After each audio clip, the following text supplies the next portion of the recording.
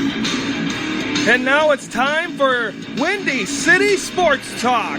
And your host, Ryan Young. Hello, Chicago.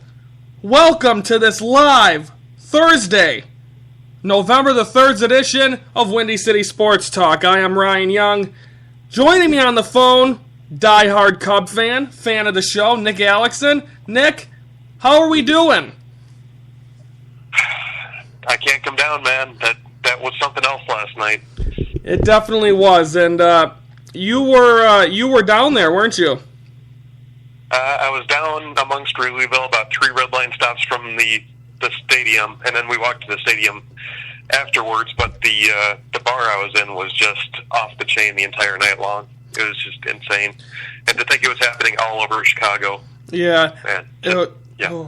And so let's run through this game. For leadoff home run, Dexter Fowler. Did you think when Rajai Davis jumped over the wall, did you think for a split second he caught that ball, or did you know it was gone? I thought for a second he had caught it because just the angle of the camera. Mm-hmm. I was like, I mean, their production wasn't that great on that. No. And then it wasn't until they showed the replay where it flew about 6 feet over his head. And then they were able to get a few more runs. I can't think of how they did it off the top of my head. Can you recall how they got because I know, Cleveland tied at first, right? And then that's how it went, right? Cleveland did tie it first, yes. And then they were close to, and then, was that when the Javi Baez double play botch? I'm like, oh boy. The Alex Gonzalez play went through my head when I saw first Addison Russell kind of bobble it, and then Javi Baez didn't even. I bet that taught him a lesson. You will never see him try to barehand a double play ball ever again. No, he's going to improve way too much over the offseason to make that mistake again. And again, he had 2 errors in the game, but then he hit a big home run that at that time gave the Cubs either a 3 or 4 run lead. Was it a 4-run lead or 3? It was a 4-run lead when he hit that home run. And then it was a 4, and then it got a little tight. The ball that the pass ball or the wild pitch. Did you think when that ball hit David Ross, did you think that knocked him for a loop, or because eventually it was found out that he got his feet tangled, but at first and then secondly they found out that he got his feet tied up, so I guess that was okay, but it cost the Cubs 2 very crucial runs at that point. Well, he has a history of concussions, so yeah. I mean, of course, my biggest fear was, oh no, he's hurt. He's hurt in his last game of the season, and his last game of his career. This is not the way he wants to go out. No, not at all. And so then it's 5-3, I believe, at that point. And then David Ross then comes back, gets the home run, making it 6-3. I get text messages saying, "Oh, Dick's Sporting Goods opens at 6 a.m." I'm like, oh God. So, I was starting my planning, and my dad's like, "Slow your roll a little bit." I'm like, "But they're up by 3." And then then the Indians scored another run, and then let's just go to here real quick. We talked about it before we went on, the Kyle Hendricks situation. He was getting better as that game went on. That should have been a strike 3 call on Santana. They walked him. Madden took him out. Then goes to Lester. Right there, Joe Madden, I think.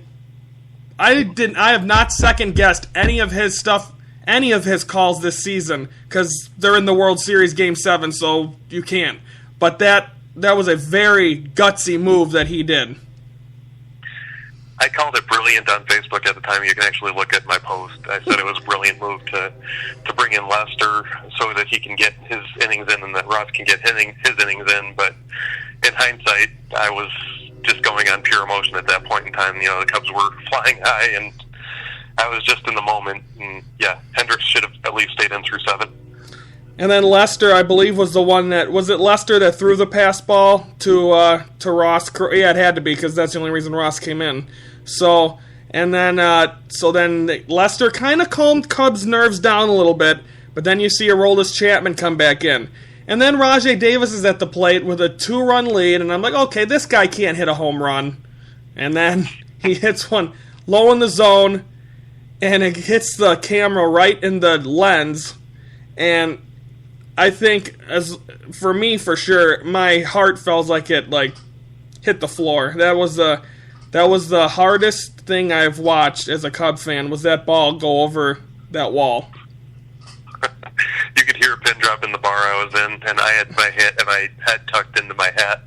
I had put my hat over my face, and I was shaking my head. My sister was breaking out in tears, basically, because she, she hadn't actually seen anything like that. Mm-hmm. She hadn't seen the Bartman incident, because she would have only been 10 years old at the time, So yep, yeah.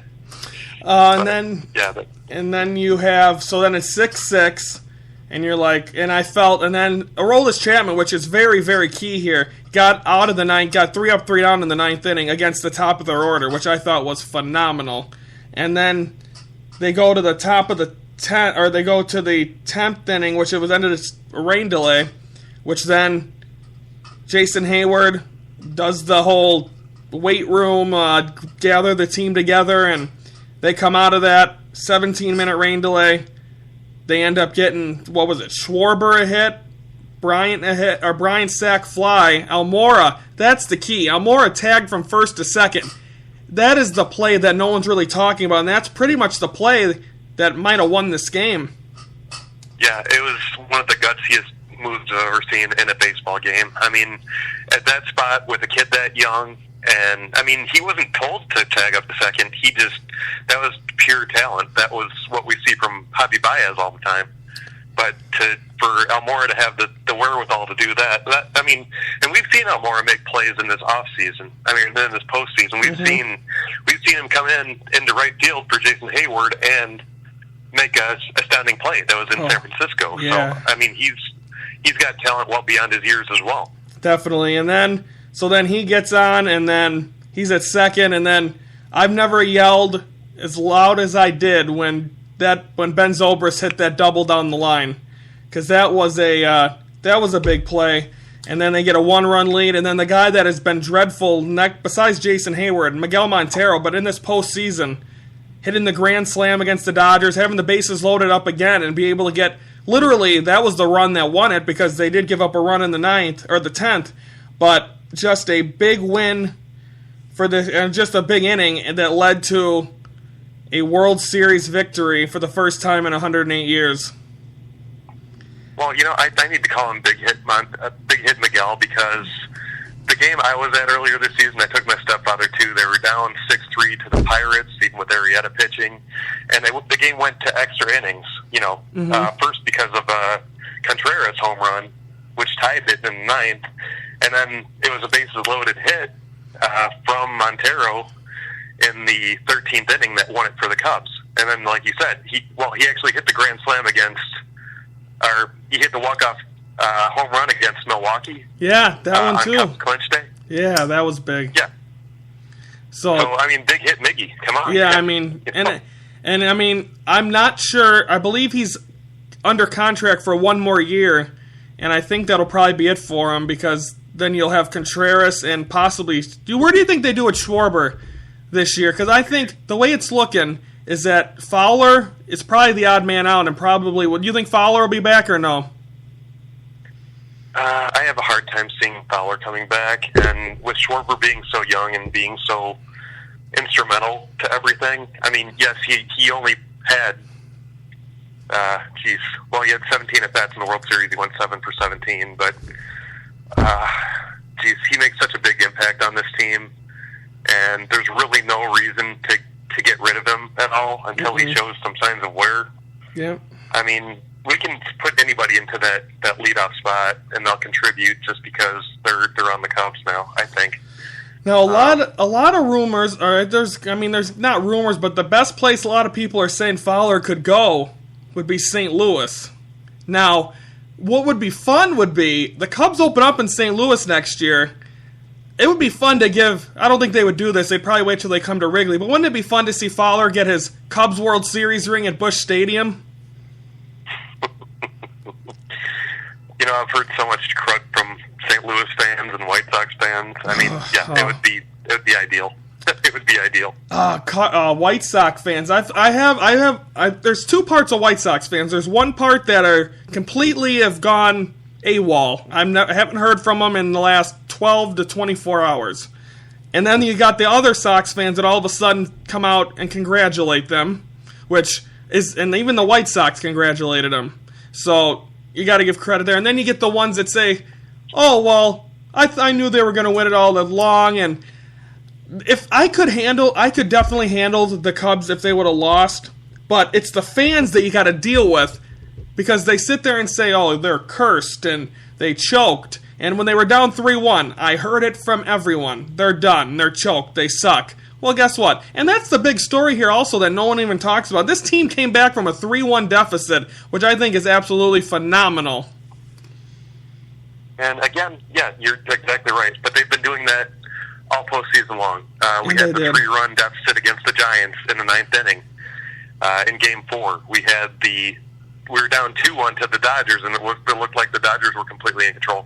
Then we were down 3-1 to Cleveland, and they were completely in control. And the Cubs won them all. I mean, yeah. I can't picture a better picture of resilience than this Cubs team. It's great. And, what now, you look to the offseason, what do you think this team adds on? Because Chapman's probably gone. I would be shocked if he re-signs. But part of him do you think maybe part of him resigns for a 1-year deal to be able to enjoy this ride of being a defending World Series champion? Because if he goes somewhere else, he don't really get to enjoy it he's not really a team player anyway. But do you think that he would resign for 1 year to be able to enjoy being a World Series champion with the guys he won it with? I mean, I think if he has a beating heart, he's got to definitely consider resigning with the Cubs, just because, like you said, it's the idea of being there. And I don't know how close he was with the guys with the Yankees, after serving that suspension and everything like that. But yeah, you could see that from the moment he got on the Cubs squad, everybody was on his side. Mm-hmm. Yep. And I was against the move at first. I thought he didn't want to be here. I follow him on Instagram, and he's always taking these videos of being places on the road, and he's never with teammates. He's always with his friends or whatever he's doing. But who's the closer next year then? Do you think you give it to Edwards, or is Rondon and Strop, who I'm surprised did not pitch in that game last night, one of them two going to jump back in the closer role if he's gone? I mean, I think that Rondon and Strop can definitely improve in the offseason, but I think Edwards is lined up. But don't forget, we also have Montgomery coming off the bench. I mean, he'll be good as a long reliever, but he could also be a closer option. If I told you that Mike Montgomery, who I didn't even know existed on this earth until, what was that? Was that early? That was right by the trade deadline. And he was going to be the guy. Yeah, it was basically right after we beat Seattle in that comeback game. Yeah. After Lester laid down the bunt. Yeah, that's when he came to us. That was great. And he's going to be the guy that's, I was hoping that they would have brought in Arrieta to close it, because I wanted it to be someone that was actually a Cub that's been with this team more than half a year. I mean, Montgomery did it, which was fine. Better than Chapman, but it would have been nice to see Arrieta out there to do it, but you never know. If you can't really put your faith in a starter to come in there and close the game.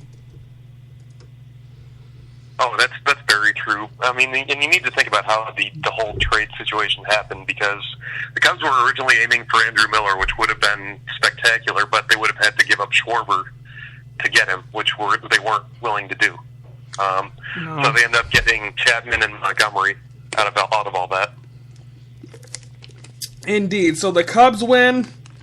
They're World Series champions. The parade is tomorrow. Are you planning on heading down there to go to the parade? I would absolutely love to be there. I asked my boss for one day off work just for today. I don't think I'll be able to make it down. I will probably record it off TV if they televise it, which I'm sure they will. Yeah, they have to. It'll be everywhere. But it's going to make the Blackhawks parade that I went to. Both Blackhawks parades, which I went to, look like a campfire sing-along. So I got to think about how many people are going to be there. So it's going to be great. I mean, I may be able to see the Cubs for like a second passing by, but that'll be about it. Yeah, because I'm planning on going down there. I'm not sure if I'm going to try to get down, because I believe the rally is at Grant Park, but they start at Wrigley with the parade. I don't know if I would rather see the rally, try to get down to Grant Park to see the rally and miss the parade, or see the parade and then watch the rally on TV. If I really had my only choice, I'm going with a few people. If I had my own choice, I'd rather watch it on TV because I'm not a fan of big crowds. That's probably going to be the biggest crowd I'm going to have to. And I've been to 2 WrestleManias, and I think this will obviously be a much bigger crowd than that. But it's going to be a sight to see. Do you think Eddie Vedder is going to? Tell you what, man, you better head out right after your show. Get a tent set up downtown. I know, right? Stick there. I'm leaving at 6. I'm leaving for a train for the city at 7:55 tomorrow morning. So hopefully that'll. I'll get down there. I'm not even sure. Did they set a time yet? I haven't seen a time. Because they keep saying, I see 11, I see 12. If it's 12, I'm down there an hour and a half before it even starts. But if it's at 11, I get down only a half hour before it starts, which will be difficult for me to see anything. But we'll see. Well, that's the Cubs. Yeah, but people are nuts, man. Have you ever been in a Star Wars line waiting for a Star Wars movie? No, I have not. Okay, well, I would say think of that, and then, multiply that times about 3,000 for... There's gonna be even last night when I was watching, I believe it was on the Fox broadcast, when I started seeing Cub fans on top of the news trucks. I'm like, this night's gonna be. But apparently nothing really went wrong. I have a guy on Facebook that lives in Wrigleyville, and he said it's a complete disaster down there right now. But I mean, it is what it is, and I guess that'll be okay. You get people crawling on stoplights, things like that. Yeah, and the usual. Trampled, which is unfortunate.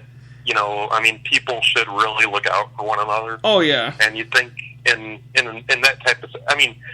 thank goodness there was no rioting and looting and stuff like that, and no cars being set on fire, but still, people shouldn't get hurt. They just shouldn't. No, like that. This is a celebration, not a... like maybe I'd see that if they were... Because this is another question. This will be the last thing we talk about with the Cubs. And I asked you this too. If the Cubs lose that game, is Joe Madden the next thing that goes with the Black Cat and the GOAT and Steve Bartman? Is Joe Madden the next... Or is it... It's not really Aroldis Chapman's fault, but it's more Joe Madden's fault, isn't it? And he probably would not be able to live that down. Well, it would really depend on if they could get back to the World Series again, I guess, is how it would go. Because if they lost this one and then got back next year, which, you can't make any guarantees of anything. But if he was unable in the rest of his career to get back, he would kind of look like Lou Piniella or Dusty Baker, which is something he's just not, as far as the manager goes. He just had a bad night managing, that's all. Yeah. But isn't it certainly be forgiven. The worst night of the year to have a bad night of managing, though? Well, definitely, but at the same time, the Cubs still won the title. So they did. Even amongst all their issues and their 3 errors, they still ended up winning the World Series.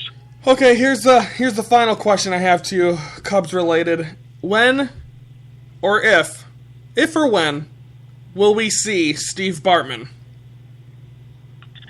Well, I've heard plenty of things about him just over the past day, and that he's actually been, returning to Wrigley and going back there. But he was, under so many covers and whatever else when he was out there that one night with the big headphones on. Yeah. Nobody's seen him without the hat and the turtleneck, the big headphones. Yeah. Right, and the turtleneck. So, yeah, and also he's been there plenty of times, and I'm sure nobody's noticed him. No, and that was 13 years ago. 13 years of stress. You get older. I'm not sure how old he was there. I'd say probably he looked like he was in his late 20s, so he's got to be almost 40 by now. And then 13 years of being completely have to be like undercover, I think, and I'm sure, and no one really, and even if he walked by me, I wouldn't even know who he is, because you don't really look for him because you never expected him to be at a game. But I think, if anything, it should be he should be there. If not driving the float in the parade, I think he should be there opening day and be handing the Cubs their championship rings. I said today that he should get a championship ring, but that might be pushing it just a little. Well, certainly. That's not the only thing, and that people like to shift the blame to one person for that game, which is ridiculous. The Cubs completely lost their mind, and Dusty Baker didn't sell him down. That's, what I had the most issue with. But there were 6 other people who were reaching for that foul ball at the time. There was a guy right there that he was 3 inches away from getting his life completely ruined. Yeah. So, I mean, all them people, and they've done 30 for 30s with them people, and they have, and they definitely they're very, very lucky that didn't happen. Now that this is over, do you see Sammy Sosa coming back to do anything with the Cubs? Well, me personally, I never had a problem with the guy, even amongst his usage, because that's really a part of the game. If you think about it, there actually should be a steroid section of the Baseball Hall of Fame, because it's the Hall of Fame, not the Hall of Accomplishment. Yep. I think that McGwire was welcomed back by the Cardinals. Why not? So for the Cubs, why not? And what I'm not understanding is there is nobody on that team from ownership down to the players that was there when Sammy Sosa was there. Now, I understand he broke the boombox and left in 2004, so I don't understand where the heartache is coming from. If it's got to be Sosa to the Cubs and not the Cubs to Sosa, because there's nobody there that had anything to do with what happened in 2004. Right, I'm thinking the same thing. And, it's kind of funny because it just came up in my head, Chris Sale cutting up all the White Sox jerseys this year. Okay, why haven't you let him go yet? Do you think if you want to talk White Sox for a second, but do they need to trade Sale or Quintana to prove that they want to actually be a contender within 4 to 5 years? I'm not a Sox fan either, but I think they should trade both. But I think that Guaranteed Rate Field, the name of the new field with the new arrow pointing down, I think that's just a high-priced daycare center until those guys go. So, that's how I'm feeling about that place. Just because of, how long before they let Drake LaRoche back in the locker room and everything before they start doing better? Adam Eaton said in an interview, I think in spring training, that Drake LaRoche was a leader of the team. Drake LaRoche. Oh, jeez. That whole thing, that was a circus in the spring training. And then they come out of the box and they're 23-9 or something. And all the Sox fans are oh, look at us now. And it's going to be a crosstown World Series. And then they became the White Sox in May. Well, it's as bad as Dusty Baker letting his kid run on the field in the middle of a game. Didn't he almost get ran over? Yeah, he did. Was it? I can't remember who. It was with the Giants. I forgot who it was, but yeah, that was. And Dusty Baker, he's another one. I mean, the Nationals, they gave him everything they gave him a team on a silver platter to possibly win a World Series, and they failed again. Well, look who got hurt, Steven Strasburg. Yeah, it's like, he destroys really great pitchers. That's what he does. I know, and Strasburg has that same setup, and he's having that same career path as Mark Prior. And it's not just because of the way he throws the ball; it's because of the way Dusty Baker manages. It's like, come on, man, you can't throw the guy for 130 pitches every game and expect him to be, sound as a pound the next time he comes out. I mean, all that stuff's going to get to you. Exactly, and I mean. Okay, I'm going to have you predict right now. NLCS 2017, what do you think it is? For the NLCS, well, I'm putting the Cubs in for sure. Yeah, because that goes without saying. You almost got to guarantee that. I think that the Dodgers are gonna find a way to get back there. They went through so much the last year. Yeah. And they're going to have a full pitching staff the next year. And, the Dodgers. The only problem with that is then Kenley Jansen's probably going to be gone. He might be a Giant, because the Giants proved that they need either Aroldis Chapman or Kenley Jansen to have any chance of contending this year or next year. And I think the Dodgers, the only reason they got as far as they did was Kershaw and Kenley Jansen. But, yeah, and then, because the Cubs are 3-1 favorites already to win the World Series next year, which I'll take it. And what would your prediction be for the World Series for 2017? I hate to put the cart before the horse, but I'm putting the Cubs in it again. And I think that if Boston gets their pitching improved, I think we could see a Fenway and Wrigley series. And that'd be fun. Now this is another question. Are there going to be some fans that, now that the Cubs got their one, are there going to be fans that, like even for the regular season, are not going to pay attention anymore, and they're just going to I don't know how Cardinal fans do it. Like, they have all these, or the Yankee fans for that matter, like they're always focused on championships. Do you think there's going to be a lot of fans now that are going to lose focus for the regular season and just be like, okay, call me when the playoffs start?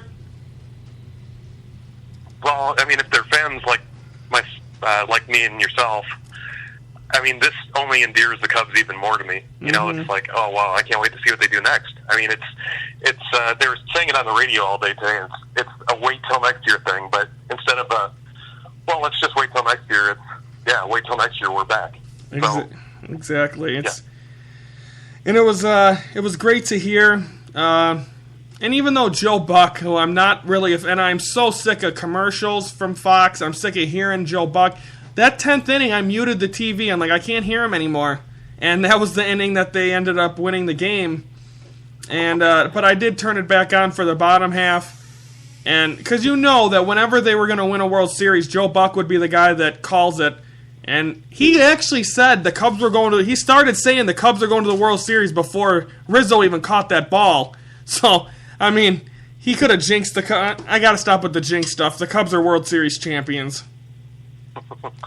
I understand that. And the thing with Joe Buck, and it's not just that he is from St. Louis, and that, you know, kind of shows in his broadcasting, but there's some things that you just don't do professionally when you're broadcasting, and him bringing up Chapman's history in the middle of the biggest game of his career, you know, his criminal history, was just completely unprofessional and uncalled for.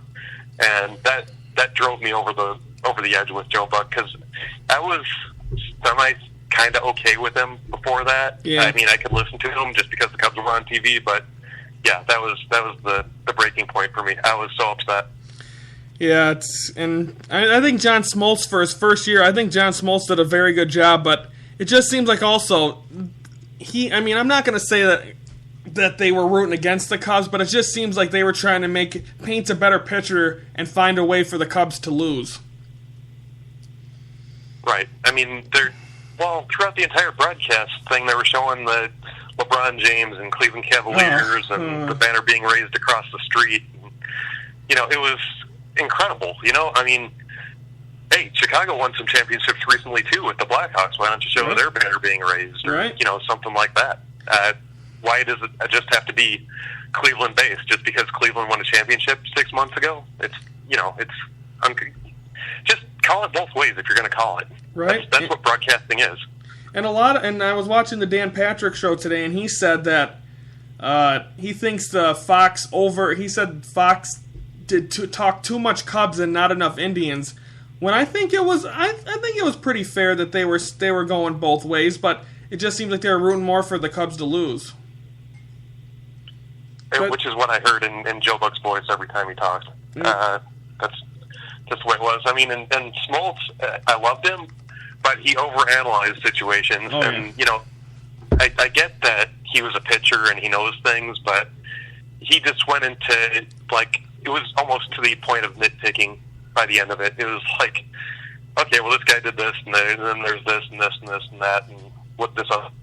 Yeah, that's a problem. It's, you know, just break it down simply. I mean, Ron Santo was great at breaking down the game simply. You know, when he was on the radio, I've listened to Ron Santo all the time. I could listen to Pat Hughes' radio call, you know, till the day I die, just because he calls the game the way it's supposed to be played. That was great. Okay, folks, that is it. We are 15 minutes left. And also, Nick, to leave it on that note, thanks for joining us. And now the Cleveland Indians have the longest World Series drought. Don't that sound good?